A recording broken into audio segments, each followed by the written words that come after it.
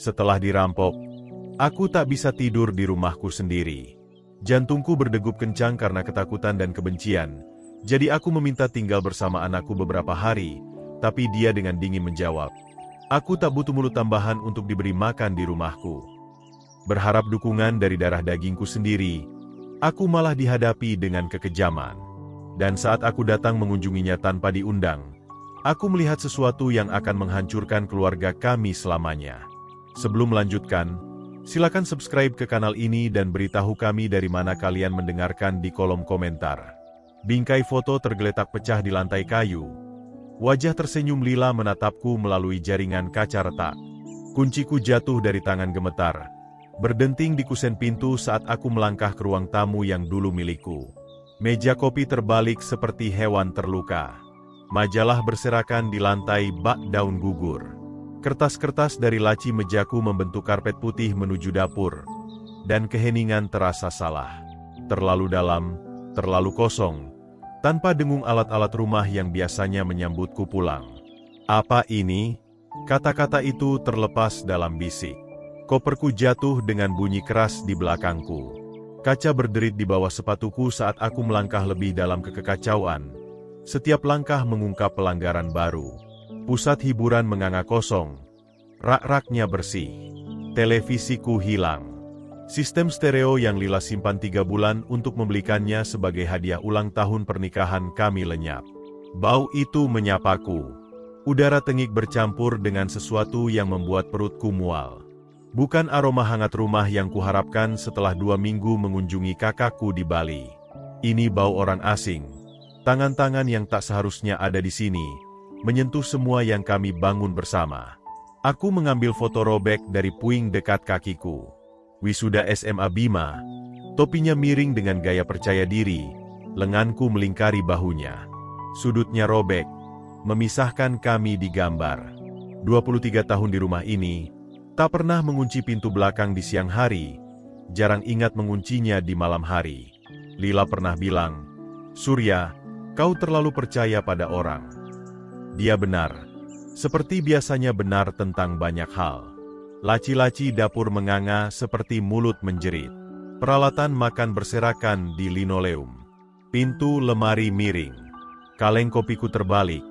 Bubuknya meninggalkan noda gelap di meja putih. Mereka teliti, metodis. Ini bukan perusakan acak. Ini pencarian.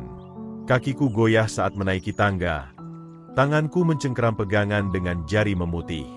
Setiap langkah membawa ketakutan baru. Pemahaman baru tentang betapa lengkapnya tempat suciku dilanggar. Kamar tidur membuat napasku tersendat. Kasur kami tergantung separuh di luar bingkai. Laci lemari dikosongkan ke karpet. Kotak perhiasan Lila, kotak musik yang memainkan Kau Cantik malam ini, tergeletak miring, sunyi dan kosong. Cincin kawinnya, anting mutiara dari ibunya, semua harta kecil yang kusimpan karena masih membawa aroma parfumnya, hilang. Tapi ruang kerja yang benar-benar menghancurkan sesuatu dalam diriku. Pintu brankas menganga seperti luka, isinya kosong. Jam saku emas ayahku, diwariskan melalui 3 generasi. Uang tunai darurat yang Lila bersikeras kami simpan untuk berjaga-jaga. Obligasi tabungan yang kami beli alih-alih liburan mewah. Berpikir itu akan membantu Bima suatu hari. Siapa yang melakukan ini? Aku berbicara keras ke rumah kosong. Siapa yang tahu tempatku menyimpan? Pikiran mengerikan merayap seperti air dingin naik. Seseorang yang pernah kesini sebelumnya, yang tahu tentang brankas di belakang mejaku, tahu tempat kunci cadangan rumah, tahu aku akan pergi tepat 2 minggu. Aku ambruk ke kursi meja, satu-satunya furnitur yang masih berdiri tegak di ruangan. Tanganku gemetar saat meraih telepon. Memori otot memandu jari ke nomor. 110. Apa darurat Anda? Suara tenang operator menahanku. Rumahmu. Seseorang masuk. Aku baru pulang dari Bali dan semuanya hancur. Apakah Anda dalam bahaya segera? Pak? Apakah pelaku masih di lokasi? Tidak. Mereka sudah pergi. Tapi mereka mengambil semuanya. Mereka tahu persis kemana harus mencari. Kami mengirim petugas ke lokasi Anda sekarang. Bisakah Anda memberikan alamat Anda?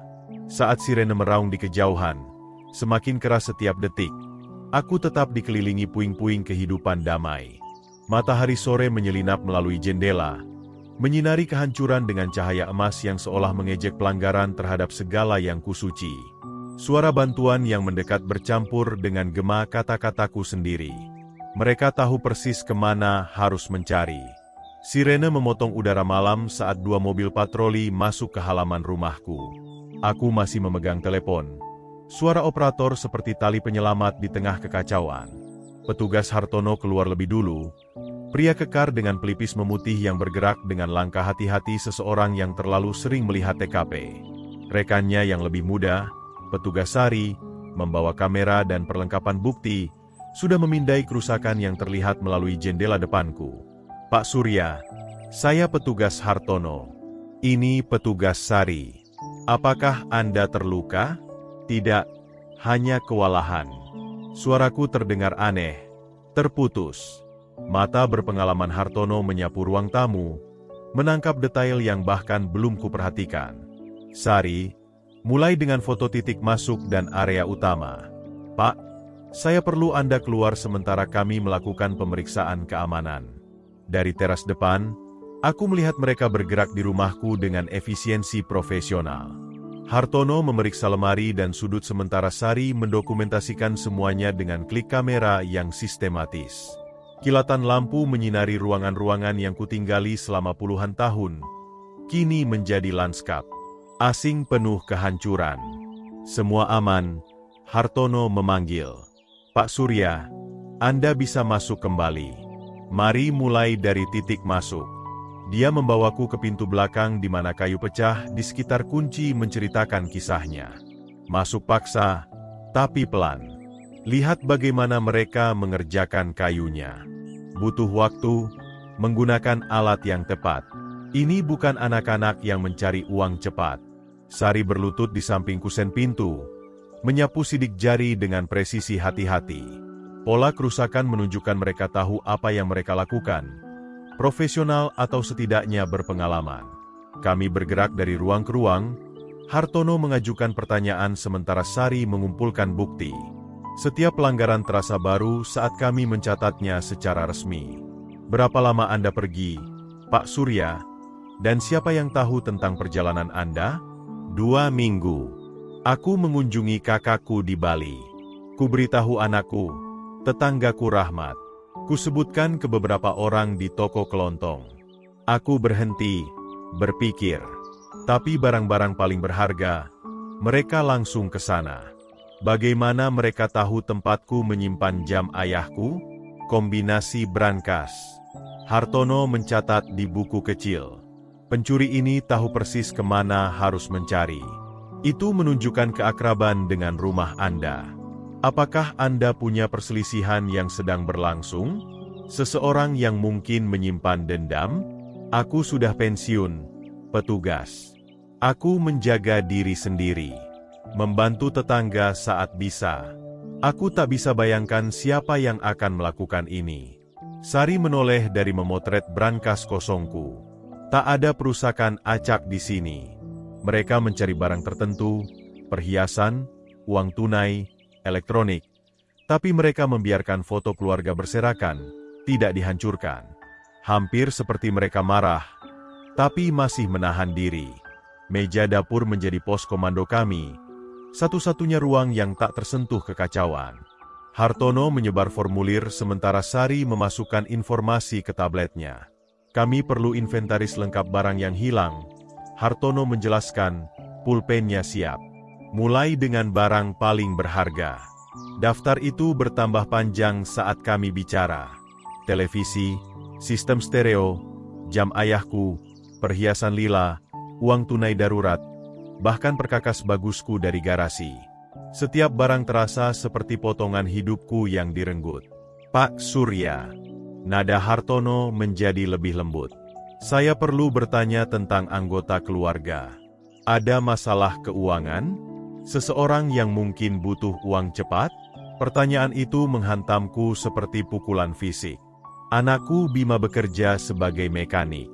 Dia pernah mengalami masa sulit, tapi dia tak akan pernah.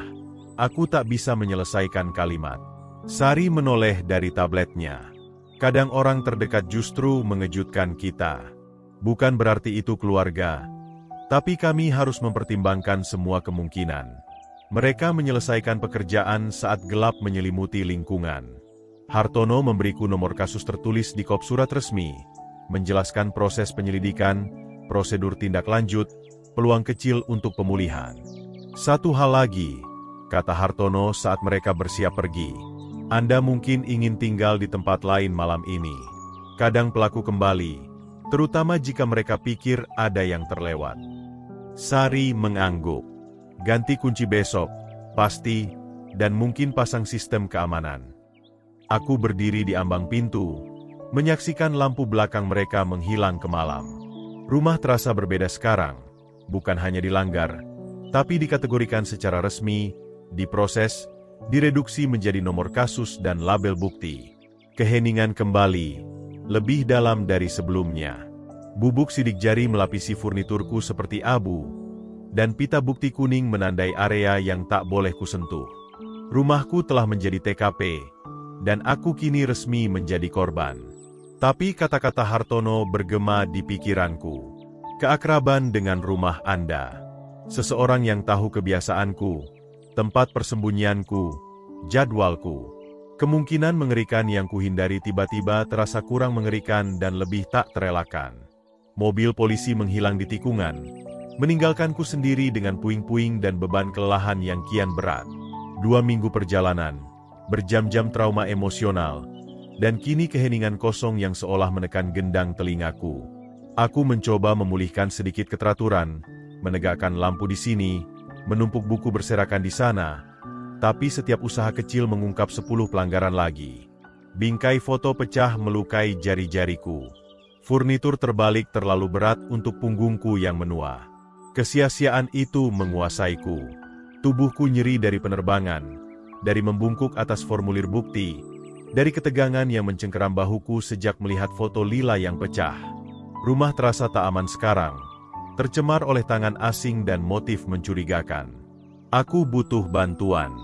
Untuk pertama kalinya dalam 5 tahun sejak pemakaman Lila, aku butuh bersandar pada orang lain. Ponselku terkubur di bawah kertas-kertas berserakan dari mejaku. Aku menemukannya di bawah tumpukan dokumen pajak lama. Layarnya retak, tapi masih berfungsi. Daftar kontak terasa asing di bawah jari gemetarku. Kapan aku menjadi begitu terisolasi, hingga menelepon anakku sendiri membutuhkan keberanian?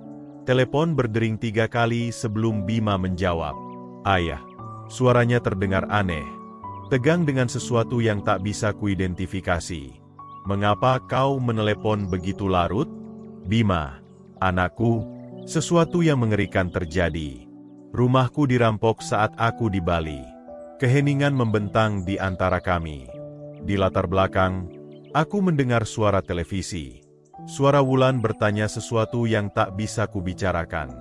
Dirampok, akhirnya dia berkata, "Kau baik-baik saja?" Aku baik-baik saja secara fisik, tapi rumah hancur. Mereka mengambil semuanya. Perhiasan nenekmu, jam kakekmu, bahkan televisi. Aku tak bisa tinggal di sini malam ini. Bisakah aku datang? Hanya beberapa hari sampai aku bisa menyelesaikan semuanya. Jeda itu terasa tak berujung. Saat dia berbicara lagi, suaranya membawa ketajaman yang belum pernah kudengar sebelumnya. Ayah, dengar. Aku tak bisa membantumu sekarang.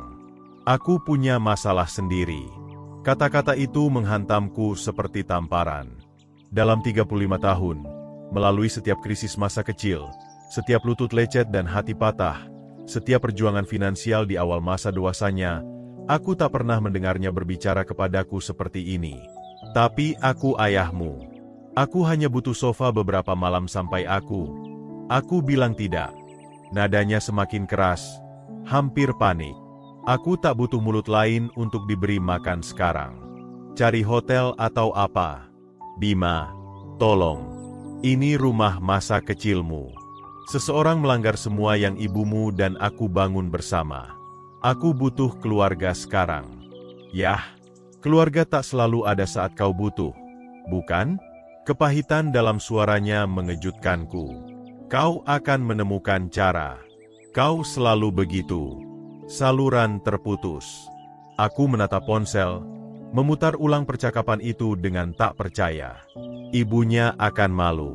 Kami membesarkannya lebih baik dari ini, mengajarkannya tentang kesetiaan, merawat keluarga, berdiri bersama saat masa sulit. Tapi sesuatu dalam suaranya menghantuiku. Bukan hanya kekejaman, ketakutan, mungkin rasa bersalah. Seperti anak yang ketahuan berbohong dan menyerang untuk menghindari konsekuensi. Anakku sendiri bilang tidak. Rumah terasa lebih dingin sekarang. Pelanggarannya lebih dalam. Kehilangan material satu hal. Televisi bisa diganti. Perhiasan hanyalah logam dan batu. Tapi ini memotong sesuatu yang lebih mendasar. 35 tahun pesta ulang tahun dan pertandingan bisbol, lutut lecet yang dicium, biaya kuliah dibayar tanpa keluh kesah. Dan ini cara keluarga menanggapi saat krisis melanda. Aku mengumpulkan beberapa pakaian bersih dari lantai kamar tidur, memasukkannya ke tas semalam yang entah bagaimana luput dari kekacauan. Punggungku protes saat membungkuk mengambil kaos kaki dan pakaian dalam yang berserakan, tapi rasa sakit fisik terasa kecil dibandingkan lubang di dadaku. Pintu depan terasa lebih berat dari biasanya saat kututup. Setiap langkah melintasi halaman menuju rumah Rahmat membawa beban kekalahan. Lampu teras di sebelah menyala seperti suar, menjanjikan kebaikan yang ditolak oleh darah dagingku sendiri. Saat berjalan melalui udara malam yang sejuk, satu pikiran terus berputar. Suara Bima terdengar salah. Bukan hanya kejam, tapi putus asa. Seperti seseorang yang mencoba meyakinkan dirinya sendiri sekaligus aku. Seperti seseorang yang membawa rahasia mengerikan. Pintu depan Rahmat terbuka sebelum jariku menyentuh kayu. Wajahnya yang lapuk, penuh kekhawatiran, muncul di cahaya kuning teras seperti penjaga mercusuar menyambut pelaut yang terombang-ambing badai. Surya, masuk, masuk. Dia melangkah ke samping, mengisyaratkan aku ke ruang tamunya yang sederhana. Aku melihatmu berjalan ke sini. Polisi sudah bertanya semua tentang apa yang terjadi. Kehangatan rumahnya menyelimutku seperti pelukan fisik. Berbeda dengan tempat suciku yang dilanggar, tempat Rahmat terasa aman. Furnitur usang ditata dengan presisi militer. Foto-foto tahun dinasnya berjajar di rak. Semuanya di tempat yang tepat. Sungguh mengerikan. Lanjutnya, mengambil tasku. Di lingkungan ini, 23 tahun kita bertetangga, dan aku tak pernah menyangka akan melihat hari seperti ini di jalan kita. Kelegaan membanjiriku. Ini seseorang yang mengerti, yang peduli tanpa syarat atau penolakan kejam. Tentu saja kau tinggal di sini, kata Rahmat, sudah mengeluarkan selimut dari lemari lorong. Seharusnya aku menawarkan lebih awal, tapi kukira keluarga akan. Yah, tak apa sekarang. Dia menyiapkan sofa dengan efisiensi militer. Setiap bantal diletakkan dengan tepat. Dalam hitungan menit, dia telah menyiapkan tempat tidur yang layak dan mengantarku ke dapurnya. Kopi, teh, atau sesuatu yang lebih kuat? Rahmat menarik kursi di sekitar meja kecilnya. Kau terlihat seperti baru dari zona perang. Kopi akan sempurna. Aku ambruk ke kursi yang ditawarkan. Tiba-tiba menyadari betapa nyeri tubuhku. Rahmat bergerak dengan tujuan, menyalakan pembuat kopi, mengambil cangkir dari lemari yang terorganisir sempurna. Ritual keramahan yang akrab menenangkan sesuatu yang mentah di dalam diriku. Aku bilang pada petugas Hartono semua yang kuingat. Katanya, duduk di hadapanku saat kopi diseduh. Tentang melihat Honda Bima di tempatmu beberapa kali minggu ini. Kepalaku terangkat. Kau melihat Bima? Selasa pagi, kurasa, dan mungkin Kamis sore. Rahmat mengangguk, menuang kopi panas ke cangkir kami. Anak baik, memeriksa ayahnya saat kau pergi. Aku mengangguk, setuju, tapi sesuatu menggerogoti pikiranku. Jika Bima memeriksa rumah, mengapa dia tak menyebutkannya saat kami berbicara di telepon? Mengapa dia terdengar begitu aneh, begitu defensif? Aku senang dia mengawasi tempat itu, kataku akhirnya. Membuat semua ini semakin membingungkan. Rahmat condong ke depan, menurunkan suara secara konspiratif. Antara kita, kurasa ini profesional. Cara mereka tahu apa yang harus diambil, betapa pelannya mereka. Ini bukan anak-anak putus asa mencari uang cepat. Kau pikir begitu? 26 tahun di dinas mengajarku membaca situasi. Seseorang merencanakan ini dengan hati-hati. Tahu rutinitasmu. Tahu kapan kau pergi. Dia berhenti, menyesap kopi. Pertanyaannya, siapa yang tahu semua itu? Pertanyaan itu menggantung di udara seperti asap. Aku memikirkan semua orang yang tahu tentang perjalanan ke Bali. Pegawai toko kelontong yang mendoakan perjalanan aman. Tukang pos yang kuminta tahan kiriman. Kakakku, tentu saja, tapi dia tinggal ribuan kilometer jauhnya. Dan Bima. Ini terasa sangat terhitung. Aku mengaku, seperti seseorang mengawasi, mempelajari kebiasaanku. Rahmat mengangguk muram. Itu yang kubilang pada polisi. Mengingatkanku pada pengumpulan intelijen. Metodis, menyeluruh, sabar. Kami duduk dalam keheningan yang nyaman. Dua pria tua mencoba memahami pelanggaran yang tak masuk akal. Di luar, lingkungan mereda ke dalam ketenangan malam. Lampu teras menciptakan kolam keamanan di kegelapan. Aku akan bantu bersihkan besok, Rahmat menawarkan. Tak ada gunanya menghadapi kekacauan itu sendirian. Aku menghargai itu lebih dari yang kau tahu. Kata-kata itu keluar lebih kasar dari yang dimaksud. Untuk apa tetangga? Senyum Rahmat tulus. Tak rumit. Lagi pula, aku ingin lihat lebih dekat bagaimana mereka masuk. Mungkin perlu tingkatkan keamananku sendiri setelah ini.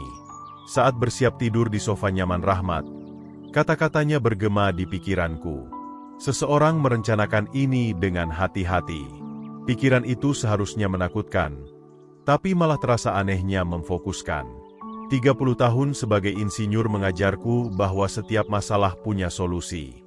Setiap misteri punya petunjuk yang menunggu ditemukan.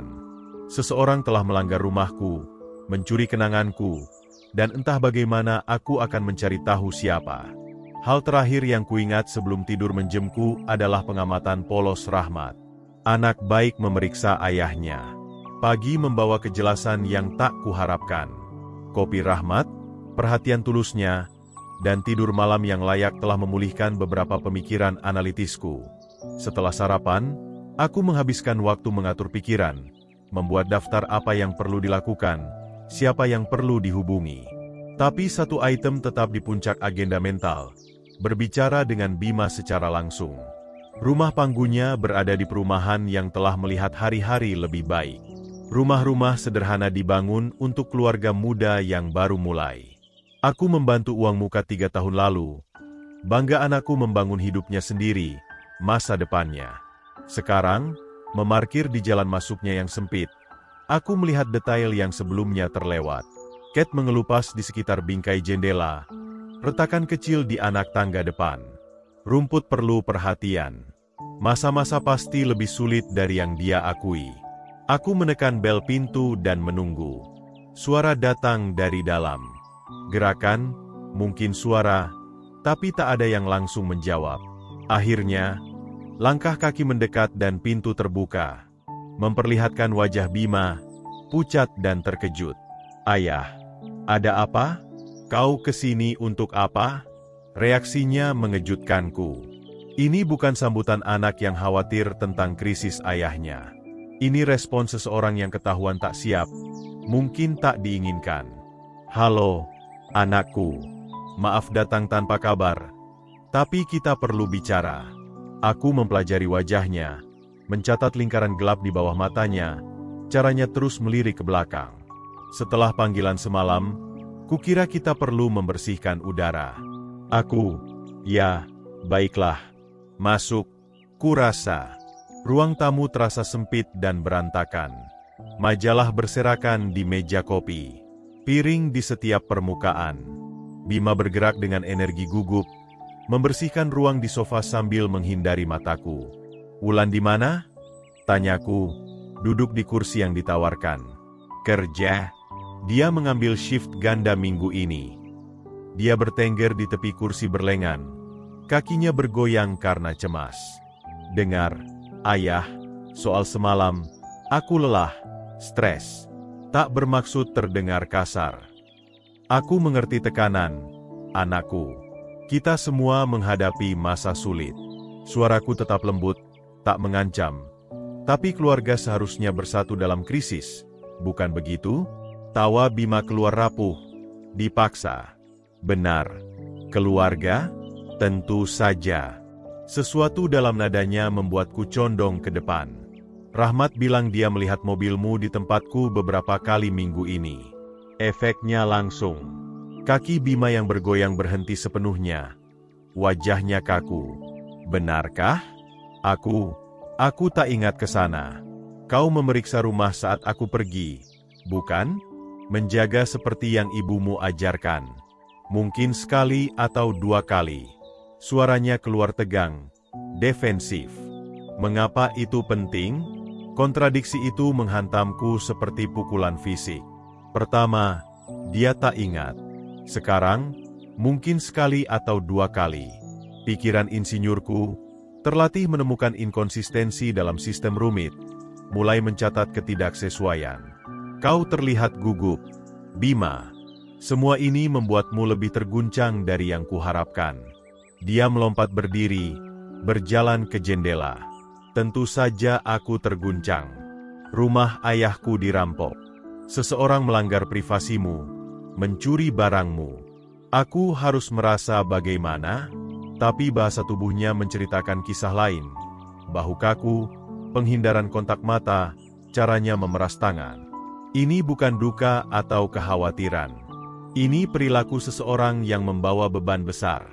Duduk, anakku. Kau membuatku gugup. Bima kembali ke kursinya, tapi tak bisa diam. Jarinya mengetuk sandaran tangan. Matanya melesat ke seluruh ruangan seperti hewan terperangkap mencari jalan keluar. Ceritakan tentang kunjungan untuk memeriksa rumah, kataku hati-hati. Apa sebenarnya yang kau periksa? Hanya, kau tahu, memastikan semuanya terlihat normal. Tak ada yang mengganggu tempat itu. Dan apakah semuanya terlihat normal? Jeda itu terlalu lama. Ya, semuanya baik-baik saja. Tapi tak ada yang baik-baik saja dalam percakapan ini. Setiap jawaban terasa seperti latihan. Setiap gerakan dihitung untuk mengalihkan, bukan menginformasikan. Ini bukan anak yang kubesarkan. Anak yang dulu mengaku kesalahan kecil dengan air mata di mata. Bima, ada apa? Dan jangan bilang ini hanya soal perampokan. Ada yang lain menggerogoti dirimu. Dia berdiri lagi, kali ini menuju dapur. Aku perlu air. Mau sesuatu? Saat dia menghilang di tikungan, aku mendapati diri menganalisis pertukaran kami seperti proyek teknik yang gagal. Setiap pertanyaan menghasilkan pengelakan. Setiap upaya koneksi ditolak. Anakku berbohong kepadaku. Tapi tentang apa? Suara air mengalir memberi waktu untuk mempelajari ruang tamunya lebih cermat. Tagihan menumpuk di meja samping, beberapa dengan stempel terlambat merah. Majalah judi terbuka pada artikel tentang strategi poker. Botol bir kosong berjejer di belakang sofa. Saat Bima kembali, gelas sedikit gemetar di tangannya, aku mencoba sekali lagi komunikasi langsung. Anakku, jika kau dalam masalah, kau bisa ceritakan padaku. Apapun itu, kita akan menyelesaikannya bersama. Tawanya keluar kasar, hampir pahit. Masalah? Masalah macam apa yang bisa kuhadapi? Ayah? Pertanyaan itu terasa seperti tantangan. Tapi aku tak mengerti aturan permainan yang sedang kami mainkan. Aku tak tahu. Makanya aku bertanya. Bima duduk kembali, tapi seluruh tubuhnya tetap tegang seperti pegas di bawah tekanan. Setiap beberapa detik, matanya melirik arah perapian, lalu cepat menjauh, seolah memeriksa sesuatu yang tak ingin kuperhatikan. Bima meminta maaf ke dapur lagi, menggumam tentang perlu memeriksa persiapan makan malam. Rumah terasa terlalu sunyi tanpa energi gugupnya. Seperti momen antara kilat dan guntur saat udara menahan napas. Aku duduk kembali di kursi tak nyaman, membiarkan mataku berkelana di ruang tamu yang berantakan. Tagihan, majalah, botol kosong, puing-puing kehidupan yang tak berjalan sesuai rencana. Anak malang ini jelas berjuang lebih dari yang kusadari. Pandanganku melayang ke perapian di mana beberapa foto berbingkai berdiri di samping barang dekoratif. Bima kecil tersenyum lebar di pertandingan bisbol. Hari pernikahannya dengan lengan melingkari wulan dalam gaun putih sederhana. Beberapa pernak-pernik yang terlihat seperti temuan pasar loak, dan sebuah jam. Sekilas, itu tampak biasa. Hanya dekorasi lain di antara tumpukan harta pasangan muda yang mencoba membuat rumah mereka terasa seperti rumah. Tapi sesuatu tentang profilnya, lengkung casingnya, membuatku melihat dua kali. Wajah kuningan menangkap cahaya sore yang masuk melalui jendela Bima. Tali kulit yang sudah usang karena usia dan penanganan, bentuk mahkota penggulung yang khas yang sedikit bengkok sejak 1987.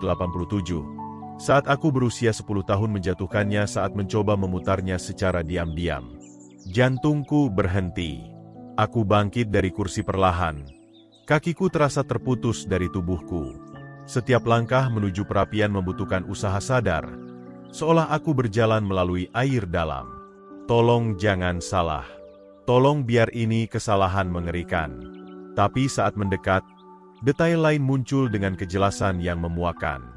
Goresan kecil di wajah kristal tempat aku ceroboh menabraknya ke kusen pintu di masa kecilku. Patina pada casing kuningan yang datang dari puluhan tahun penanganan tangan penuh kasih. Tulisan di belakang yang tak bisa kulihat tapi kuhafal. Untuk Widodo Santoso, pelayanan setia, 1943 hingga 1978. Jam saku ayahku, warisan kakekku, jam yang telah diwariskan melalui 3 generasi keluarga Santoso, yang suatu hari dimaksudkan untuk berada di tangan Bima melalui upacara yang layak, bukan pencurian. Ruangan seolah miring di sekitarku. Darah berdesir di telingaku seperti ombak laut. Dan aku mencengkeram tepi perapian untuk menjaga dari jatuh.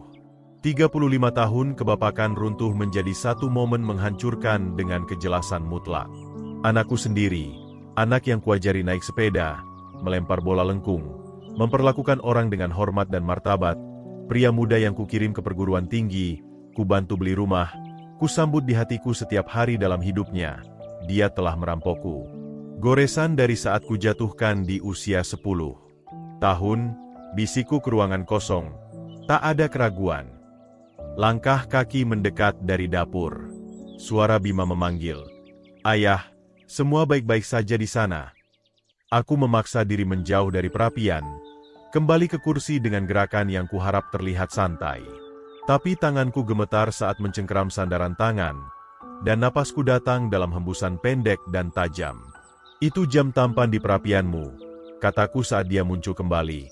Suaraku terdengar aneh dan jauh bahkan di telingaku sendiri. Bima melirik dengan santai. Terlalu santai. Oh, barang tua itu. Kubeli di pegadaian di pusat kota. Kebohongan itu menghantamku seperti pukulan fisik. Bukan hanya pencurian, tapi kemudahan kebohongan mengalir dari lidahnya. Kelihatan seperti antik. Kualitas bagus. Ya, dapat murah. Orang itu mungkin tak tahu nilainya. Setiap kata memutar pisau lebih dalam. Darah dagingku sendiri menatapku di mata dan berbohong tentang mencuri jam kakek buyutnya. Jam yang seharusnya menjadi warisannya. Koneksinya ke sejarah dan kehormatan keluarga. Baiklah, aku berhasil. Berdiri dengan kaki goyah. Aku harus kembali. Rahmat membantu bersihkan sore ini. Bima tampak hampir lega atas kepergianku. Tentu, ayah. Dan sekali lagi, maaf soal semalam. Aku telepon nanti. Lihat kau baik-baik saja. Kebohongan lain. Kami berdua tahu dia tak akan menelepon. Berjalan ke mobilku terasa seperti perjalanan melalui pasir hisap. Setiap langkah membutuhkan usaha besar. Dan dunia di sekitarku terasa redam. Jauh. Aku meraba-raba kunci, menjatuhkannya 2 kali sebelum berhasil menyalakan mesin. Saat menarik keluar dari jalan masuknya, aku menangkap sekilas Bima di jendela depan.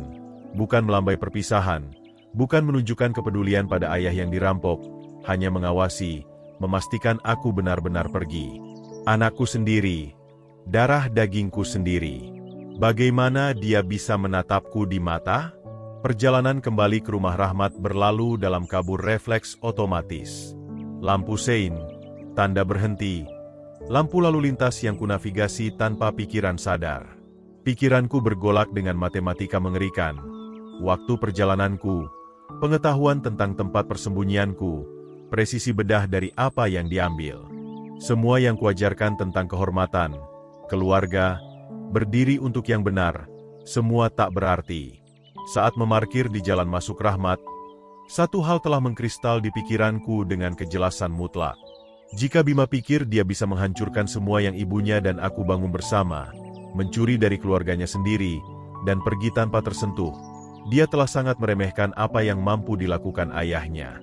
Anak itu telah membuat kesalahan terbesar dalam hidupnya. Mobil pinjaman Rahmat terasa asing di tanganku saat mencengkeram setir di luar rumah panggung Bima. Kunci berputar di pengapian dengan klik mekanis yang terdengar sangat keras dalam keheningan sore. Goresan dari saat kujatuhkan di usia 12 tahun. Tak ada kesalahan. Lalu lintas bergerak di sekitarku dalam kabur warna dan gerakan sementara pikiranku memutar ulang momen menghancurkan dari pengenalan. Bengkok khas di mahkota penggulung. Patina dari puluhan tahun penanganan penuh kasih. Tulisan ayahku yang tersembunyi di belakang tapi terbakar di ingatanku. Aku menepi di pom bensin. Tangan gemetar terlalu hebat untuk menjaga mengemudi aman. Pelanggan berjalan melewati kaca depanku, menjalani hidup normal mereka, sementara hidupku hancur berkeping-keping. 35 tahun kebapakan, direduksi menjadi satu kebenaran tak terbantahkan yang duduk di perapian anakku. Mesin menyala saat aku duduk di sana, bernapas dalam, mencoba memproses apa yang terasa tak mungkin diterima. Mungkin ada penjelasan. Mungkin seseorang menjualnya kepadanya secara sah. Tapi waktu, kegugupannya, kunjungan yang disebut Rahmat, semuanya menunjuk ke satu kesimpulan mengerikan. 20 menit berlalu sebelum aku percaya diri untuk melanjutkan mengemudi. Jalan-jalan Jakarta berlalu seperti ket air dalam hujan.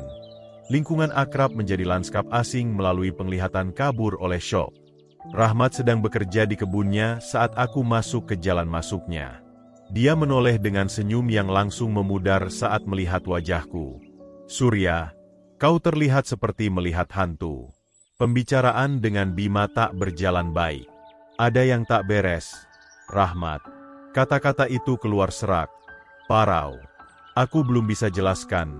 Tapi ada yang sangat salah. Dia meletakkan gunting kebunnya, menyapu tanah dari tangan. Masalah keluarga bisa jadi yang tersulit. Kau perlu bicara soal itu. Belum. Aku perlu yakin dulu. Perlu periksa beberapa hal. Rahmat mempelajari wajahku dengan mata tajam seseorang yang belajar membaca orang di bawah tekanan.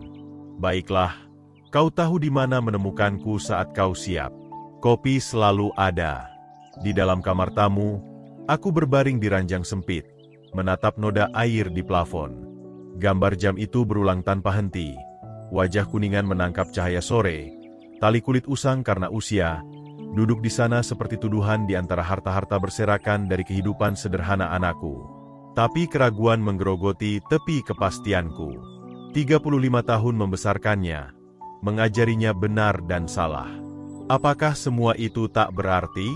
Apakah aku gagal total hingga anak yang dulu menangis karena menginjak semute bisa merampok ayahnya sendiri? Bagian insinyur dalam diriku menuntut bukti di luar emosi, bukti yang tahan pengujian yang tak bisa dijelaskan sebagai kebetulan. Jika aku akan menghancurkan hubungan kami selamanya, aku berhutang pada kami berdua untuk benar-benar yakin. Aku mengeluarkan buku catatan dan mulai membuat daftar.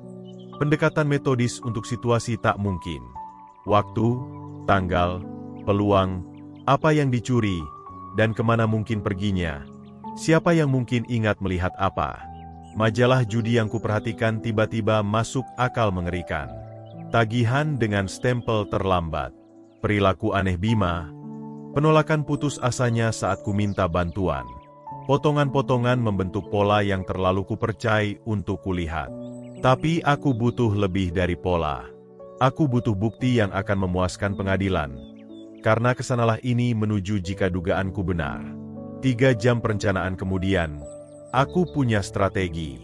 Ini akan butuh waktu, kesabaran, dan investigasi metodis yang telah melayaniku baik selama 30 tahun memecahkan masalah teknik. Jika aku salah, aku akan memohon maafnya dan menghabiskan sisa hidupku menebus. Jika aku benar, anak yang mencuri dari ayahnya akan belajar bahwa ayahnya mampu lebih dari yang pernah dia bayangkan. Halaman kuning terasa rapuh di bawah jari saat mencari pegadaian di seluruh Jakarta. Rahmat meminjamkan mobilnya lagi, tanpa pertanyaan. Kepercayaan yang dulu kuberikan pada anakku sendiri. 7 hari investigasi sistematis dimulai dengan Istana Pegadaian di Jalan Sudirman. Pemiliknya, pria berbadan besar dengan mata curiga, memeriksa foto-foto yang kusiapkan dengan cermat. Ya, aku ingat jam itu. Barang vintage. Kualitas kerja nyata. Dia mengetuk foto dengan jari tebal. Pria muda, mungkin pertengahan 30-an, tampak gugup seperti kucing.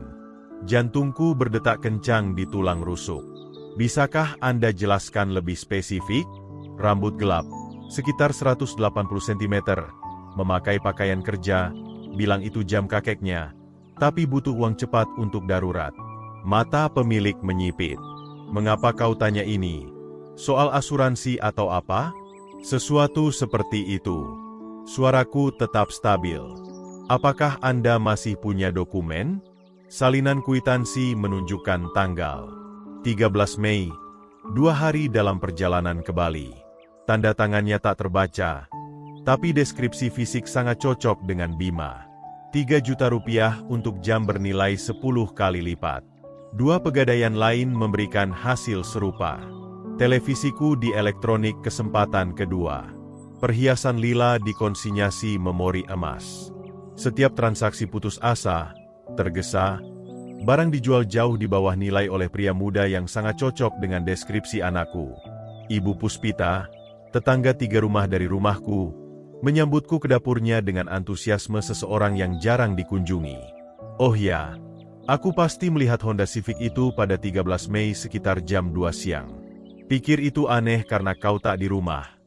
Tapi kukira mungkin Bima memeriksa. Apakah Anda melihat pengemudinya dengan jelas? Bukan wajahnya, tapi posturnya terlihat akrab. Pria muda bergerak seperti terburu-buru. Parkir tepat di jalan masukmu. Berani sekali. Garis waktu sangat cocok. Saat aku makan siang dengan kakakku di Bali, anakku merampok rumahku 3 zona waktu jauhnya. Rekaman kamera keamanan dari tetangga menunjukkan Honda Civic dengan nomor plat Bima. Cap waktu menunjukkan pukul 2.17 siang, 13 Mei, tepat di jendela yang Ibu Puspita sebutkan. Setiap bukti terasa seperti paku lain di peti harapanku. Bagian metodis pikiranku mencatat setiap detail sementara bagian ayah dalam diriku mati sedikit lebih dengan setiap konfirmasi. Jumat malam aku mengikuti Bima dari bengkel mobil ke kasino Sungai Indah, mengawasi dari tempat parkir saat dia masuk dengan langkah penuh tujuan seseorang yang memberi makan kecanduan. 2 jam kemudian dia keluar dengan tampilan kalah, bahu merosot, mungkin lebih ringan dengan uang apapun yang dimulainya. Potongan terakhir teka-teki masuk ke tempatnya. Keputusasaan telah mendorongnya merampok ayahnya sendiri, dan di sini dia membuang lebih banyak uang yang tak dimilikinya. Kembali di meja dapur Rahmat, aku menyebar semua yang kukumpulkan. Foto, kwitansi, pernyataan saksi, dokumentasi garis waktu. Bukti itu melukis gambaran begitu jelas, hingga Bima tak bisa menyangkalnya. Anak yang kubesarkan sudah hilang, bisikku ke ruangan kosong. Orang asing yang mencuri dariku telah menggantikan tempatnya. Tapi aku perlu dia tahu bahwa aku tahu. Perlu menatap matanya saat dihadapkan dengan bukti pengkhianatannya. Besok aku akan ke rumahnya dengan map bukti ini, dan melihatnya mencoba menjelaskan yang tak bisa dijelaskan. Jam itu masih di perapiannya, menunggu menjadi tuduhan akhir yang tak terbantahkan. Keadilan menuntut kebenaran, dan kebenaran menuntut keberanian. Keduanya menunggu konfrontasi besok. Map Manila duduk di kursi penumpang seperti senjata terisi saat aku mengemudi menuju rumah panggung Bima. 1 minggu investigasi metodis telah menghasilkan bukti yang akan memuaskan pengadilan manapun. Foto, kwitansi, pernyataan saksi, dokumentasi garis waktu yang tak menyisakan ruang untuk keraguan atau penyangkalan. Bima menjawab pintu dengan ekspresi bingung yang sama seperti kunjungan sebelumnya. Tapi kali ini, aku tak merasakan apapun selain tekad dingin. Ayah, apa yang membawamu kembali? Kita perlu bicara, anakku. Boleh aku masuk? Ruang tamu tampak persis seperti yang kutinggalkan. Berantakan, menunjukkan tanda-tanda stres finansial, dan didominasi oleh jam saku kuningan yang berkilau di perapian seperti tuduhan yang menunggu disuarakan. Aku meletakkan map di meja kopi dengan presisi sengaja. Bima, aku tahu kau merampok rumahku. Aku punya bukti. Wajahnya memucat. Apa? Ayah, kau menakutkanku. Apa yang kau bicarakan? Berhenti berbohong. Aku membuka map, memperlihatkan foto pertama. Aku punya saksi, kwitansi, bukti terdokumentasi, dan aku punya ini. Aku menunjuk ke perapian tempat jam ayahku menangkap cahaya sore. Itu, kubeli di Pegadaian. Sudah kuberitahu. Istana Pegadaian, 13 Mei. 3 juta rupiah. Aku menggeser salinan kwitansi ke meja kopinya. Deskripsi fisik sangat cocok denganmu. Mau jelaskan bagaimana jam kakekmu berakhir di Pegadaian 2 hari setelah rumahku dirampok? Tangan Bima gemetar saat mengambil kwitansi. Mulutnya membuka dan menutup tanpa suara, seperti ikan yang ditarik dari air. Ini pernyataan Ibu Puspita tentang melihat mobilmu di jalan masukku sore itu. Dokumen lain bergabung dengan yang pertama. Rekaman kamera keamanan dari tetangga menunjukkan nomor platmu pada pukul 2.17 siang.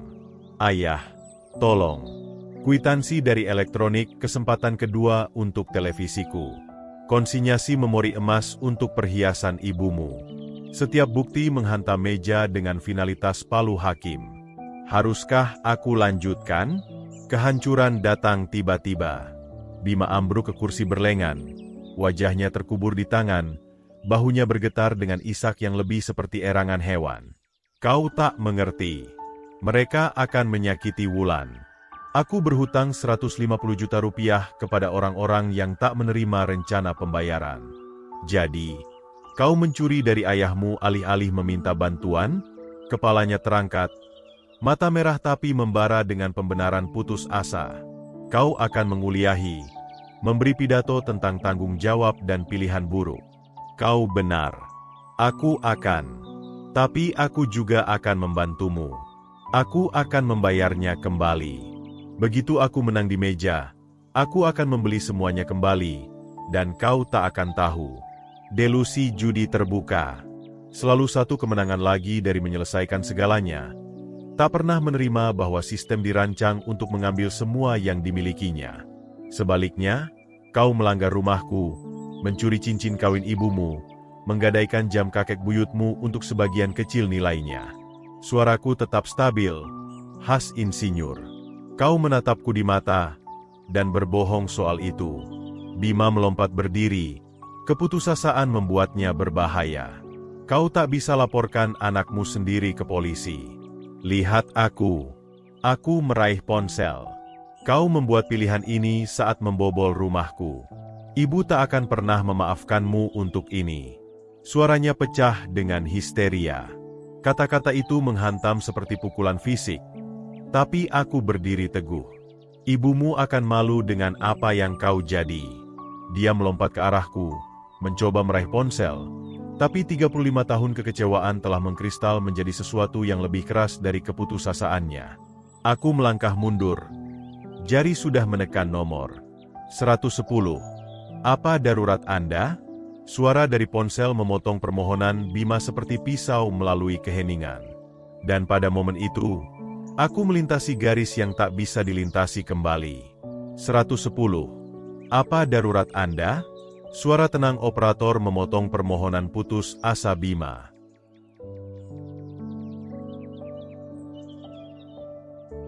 Seperti pisau melalui sutra.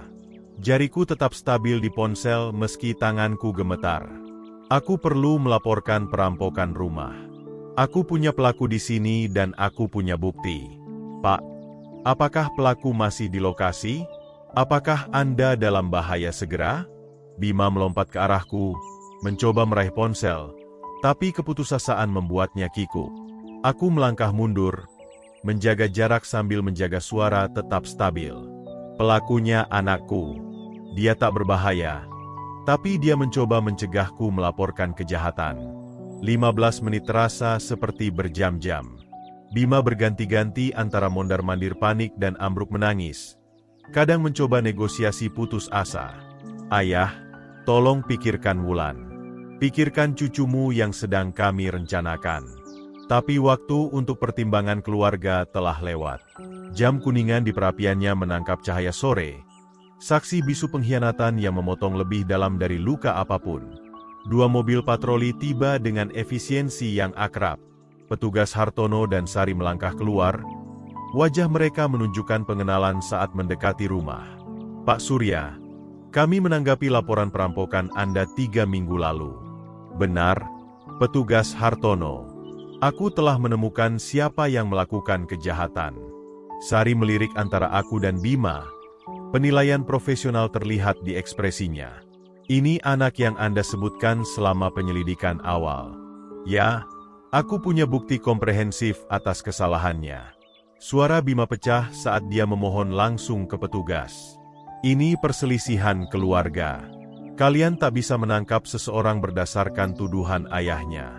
Ekspresi Hartono tetap netral. Pak, kami perlu memeriksa bukti apapun dan membuat penentuan sendiri. Map Manila terasa lebih berat dari seharusnya saat aku menyebar isinya di meja kopi Bima. Setiap dokumen, setiap foto, setiap kwitansi menceritakan bagian ceritanya dengan presisi metodis. Kwitansi pegadaian menunjukkan jam ayahku dijual pada 13 Mei. Aku mulai menunjuk bukti secara sistematis. Deskripsi fisik sangat cocok dengan anakku. Sari memotret setiap item dengan kamera departemen. Ini terlihat sah. Kami bisa verifikasi dengan pihak terkait. Rekaman kamera keamanan dari tetangga menunjukkan kendaraannya di rumahku selama waktu perampokan. Dokumen lain bergabung dengan yang ditampilkan. Pernyataan saksi menempatkannya di lokasi. Wajah Bima memucat. Realitas pengawasan polisi profesional jelas berbeda dari tuduhan emosional ayahnya. Dan ini, kataku, menunjuk ke perapian, adalah jam saku kakek buyutku yang duduk terang-terangan. Hartono memeriksa jam tanpa menyentuhnya. Ini cocok dengan deskripsi di laporan polisi awal Anda. Tepat sekali. Hingga goresan khas dari saat kujatuhkan sebagai anak kecil. Suara pintu mobil membanting di luar menginterupsi proses kami. Wulan masuk melalui pintu depan, masih memakai seragam kerja, mata melebar panik melihat mobil patroli. Apa yang terjadi? Bima? Mengapa polisi di sini? Suami Wulan tak bisa menatap matanya. Wulan, ada kesalahpahaman. Bukan kesalahpahaman, kataku pelan. Suamimu merampok rumahku. Aku punya bukti. Jeritan yang keluar dari tenggorokannya adalah kepedihan murni. Dia ambruk lutut di samping kursi Bima, meraih tangannya. Katakan pada mereka itu tak benar. Katakan kau tak melakukan ini. Tapi keheningan Bima berbicara lebih keras dari penyangkalan apapun. Petugas Sari selesai mendokumentasikan bukti dan berbincang pelan dengan rekannya. Keputusan mereka memakan waktu kurang dari 5 menit. Bima Santoso, Anda ditahan atas perampokan rumah dan pencurian properti bernilai lebih dari 10 juta rupiah. Hak Miranda terdengar surreal, diucapkan di ruang tamu anakku. Tapi borgol yang diklik di pergelangan tangannya sangat nyata. Ayah, tolong. Suara Bima pecah saat mereka mengantarkannya ke pintu. Aku masih anakmu. Itulah mengapa ini perlu, jawabku. Isak Wulan bergema melalui rumah kosong saat mobil patroli menjauh. Aku berdiri sendirian di ruang tamu, menatap ruang kosong di perapian tempat jam ayahku berada. Bukti telah hilang, disita untuk proses hukum yang kini akan berlangsung dengan presisi tak terelakkan. Tapi perasaan hampa di dadaku menunjukkan bahwa kemenangan bisa menjadi kekalahan paling menghancurkan. 3 minggu berlalu sejak penahanan, dan tidur tetap sulit diraih seperti kedamaian yang kuharapkan. Rahmat menemukanku di meja dapurnya lagi saat fajar, menyeruput kopi dingin dan menatap dokumen pengadilan yang tiba kemarin. "Kau terus begini, kau akan menyusut jadi tak ada," katanya, memulai kopi segar tanpa diminta. Pemberitahuan sidang awal terasa berat di tanganku. 15 Juli, tanggal ketika kesaksianku akan secara resmi memulai proses mengirim anakku sendiri ke penjara. Kadang aku bertanya-tanya apakah Lila akan mengerti. Aku mengaku, keraguan pertama yang kusuarkan. Rahmat duduk di hadapanku, membawa kehangatan persahabatan manusia ke perjuangan terisolasi. "Istrimu wanita bijak. Dia akan melihat prinsip di balik rasa sakit." Tapi prinsip terasa abstrak jam 3 pagi saat beban menghancurkan keluargaku menekan seperti beban fisik. Rumah terasa terlalu sunyi tanpa kehidupan normal berlanjut di sekitarku. Kantor kejaksaan menempati lantai 8 gedung pusat kota yang berbau karpet tua dan kopi institusional. Ibu Rina Wulandari, jaksa yang ditugaskan pada kasus kami, menyambutku dengan simpati profesional.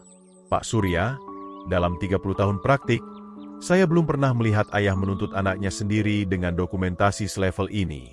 Apakah itu membuatnya salah?" "Tidak, Pak. Itu membuatnya luar biasa. Bukti ini komprehensif. Dia kemungkinan akan menerima kesepakatan pembelaan untuk menghindari persidangan." Dia menyebar fotokopi investigasiku di mejanya. Kwitansi pegadaian, kesaksian tetangga, tangkapan layar kamera keamanan. Setiap kertas mewakili jam kerja metodis, tapi juga paku lain di peti hubungan keluargaku. Perampokan rumah dengan pencurian lebih dari 10 juta rupiah biasanya membawa hukuman 2 hingga 4 tahun. Dengan catatan bersih dan keadaan keluarga, dia mungkin mendapat masa percobaan dengan konseling wajib. Pusat Koreksi Jakarta terasa seperti masuk ke dunia lain. Detektor logam, lencana pengunjung, penjaga yang telah melihat terlalu banyak kelemahan manusia untuk terkejut oleh pengkhianatan keluarga. Bima muncul di balik kaca bertulang, mengenakan seragam oranye yang membuat wajahnya tampak sakit. Berat badannya turun telah mempertajam fitur-fiturnya, dan matanya membawa kepahitan yang belum pernah kulihat sebelumnya. "Kau puas sekarang?" Suaranya melalui speaker dengan distorsi elektronik. "Melihatku dikurung seperti hewan. Aku ingin kau menghadapi konsekuensi, bukan menjadi pahit. Apa yang kau harapkan? Aku berterima kasih karena kau menghancurkan hidupku." Percakapan berlangsung 20 menit dan tak mencapai apa-apa kecuali memperdalam keraguanku yang tumbuh. Penjara seharusnya mengajarkan pelajaran, tapi pria di hadapanku tampak belajar. Semua yang salah. Kembali di dapur Rahmat, aku mendorong makanan di piring sementara dia mengawasi dengan kekhawatiran yang meningkat. "Kau mempertanyakan diri sendiri. Aku bisa melihat itu menggerogotimu. Bagaimana jika aku menghancurkan peluang penebusannya?" Latar belakang militer Rahmat telah mengajarkannya tentang keputusan sulit di bawah tekanan. "Surya, kadang cinta berarti membiarkan orang menghadapi konsekuensi pilihan mereka. Tapi bagaimana jika konsekuensi itu menghancurkannya, alih-alih memperbaikinya? Itu juga pilihannya. Kau tak bisa menyelamatkan seseorang yang tak ingin diselamatkan." Surat membawa lebih banyak dokumen hukum, lebih banyak tanggal sidang, lebih banyak pengingat bahwa roda keadilan terus bergerak terlepas dari keraguan seorang ayah. Juli berubah menjadi Agustus dengan serangkaian malam tak tidur dan percakapan dengan pengacara yang berbicara tentang anakku seperti nomor kasus daripada anak yang kuajari naik sepeda. Opini publik di lingkungan tetap beragam. Beberapa mengagumi prinsipku, yang lain mempertanyakan kesetiaan keluargaku. Ibu Puspita berhenti berbicara denganku sepenuhnya setelah mengetahui cerita lengkap. Orang-orang pikir mereka mengerti sampai itu anak mereka sendiri. Rahmat mengamati selama salah satu jalan malam kami. Mungkin mereka benar. Mungkin darah seharusnya lebih kental dari keadilan. Atau mungkin keadilan adalah cara kita menunjukkan cinta pada orang-orang yang tak melihat mereka perlu diselamatkan. Sidang awal datang dan pergi. Bima menerima kesepakatan pembelaan. 2 tahun masa percobaan, konseling kecanduan judi wajib, pelayanan masyarakat, dan restitusi penuh untuk barang curian. Tanpa waktu penjara, tanpa catatan kriminal permanen jika dia menyelesaikan masa itu dengan sukses.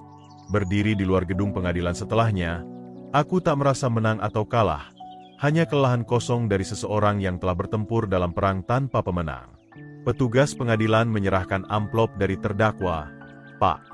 Di dalamnya adalah selembar kertas dengan tulisan tangan Bima. "Ayah," konselor bilang, "aku perlu mengerti mengapa kau melakukan ini. Aku sedang mencoba. Mungkin kita bisa bicara saat aku siap." "Masih anakmu, Bima." Untuk pertama kalinya dalam berbulan-bulan, aku berhasil tidur sepanjang malam. 6 bulan kemudian, aku berdiri di ruang tamu kosongku, dikelilingi kotak bertanda Bali dalam tulisan tangan Rapi Rahmat. Keputusan untuk meninggalkan Jakarta tak mudah, tapi tinggal di rumah tempat semuanya dimulai terasa tak mungkin. "Kau yakin soal ini?" Rahmat bertanya, menutup kotak lain dengan pita. "Lari tak pernah menyelesaikan apapun." "Aku tak lari. Aku memilih menyembuhkan di tempat baru." Surat dari Bima duduk di meja dapur. Tepinya usang karena berulang kali dibaca. 3 halaman tulisan tangan hati-hati. Komunikasi nyata pertama kami sejak sidang hukuman. "Ayah," konselor Judi bilang, "aku harus menerima tanggung jawab sebelum bisa menebus. Kau benar tentang kecanduan mengendalikanku. Aku melihat itu sekarang. Pencurian bukan soal uang. Itu soal memberi makan sesuatu yang telah menghancurkan penilaianku. Aku minta maaf, butuh konsekuensi hukum untuk membuatku mengerti apa yang kau coba ajarkan sepanjang hidupku. Aku tahu kau tak melakukan ini untuk menyakitiku.